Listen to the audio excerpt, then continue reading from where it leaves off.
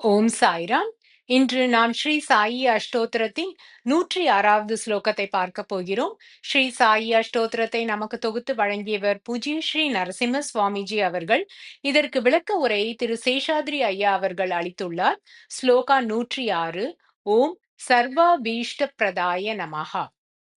பல ஞானிகள் தங்களிடம் வரும் பக்தர்களை இறைவனிடம் செல் என்றோ, அல்லது இறை தூதரிடம் செல் என்றோ, அல்லது ஏதேனும் ஆன்மீக சாதனைகளை செய்யுங்கள் என்றோ அவர்கள் வற்புறுத்துவதில்லை.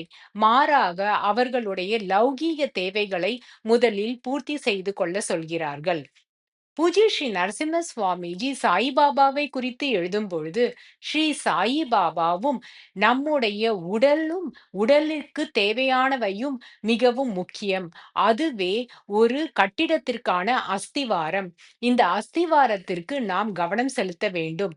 இதை கவனத்தோடு நாம் செய்தால், அதன் பிறகு இந்த கட்டிடத்தை கொண்டு நாம் ஆன்மீக ரீதியில் முன்னேறலாம் என்று ஸ்ரீ சாயிபாபா எப்பொழுதுமே கூறுகிறார் என்று நரசிம்ம சுவாமிஜி எழுதுகிறார். ஸ்ரீ சாயிபாபா தன்னிடம் லௌகீக தேவைகளை பூர்த்தி செய்வதற்காக வரும் பக்தர்கள் ஆன்மீக தேடல் இல்லாமல் இருந்தாலும் அவர்களுக்கான லௌகீக தேவைகள் அனைத்தையும் பூர்த்தி செய்கிறார்.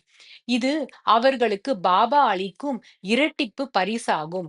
ஏனெனில் ஒருவருக்கு தன்னுடைய லௌகீக தேவைகளை ஸ்ரீ சாயிபாபா பூர்த்தி செய்து விட்டார் என்ற எண்ணம் தோன்றிய உடனே அவர்களுடைய மனதில் ஸ்ரீ சாயிபாபா மீது அன்பும் அவர் மீது பக்தியும் மற்றும் நன்றி உணர்வும் பெருகி பொங்குகிறது. இந்த நன்றி உணர்ச்சி பெருகி பொங்கும் சமயத்தில் ஸ்ரீ சாயிபாபா அளிக்கவிருக்கும் ஆன்மீக ஞானத்தை அவர்கள் பெரும் பாத்திரமாக மாறிவிடுகின்றனர்.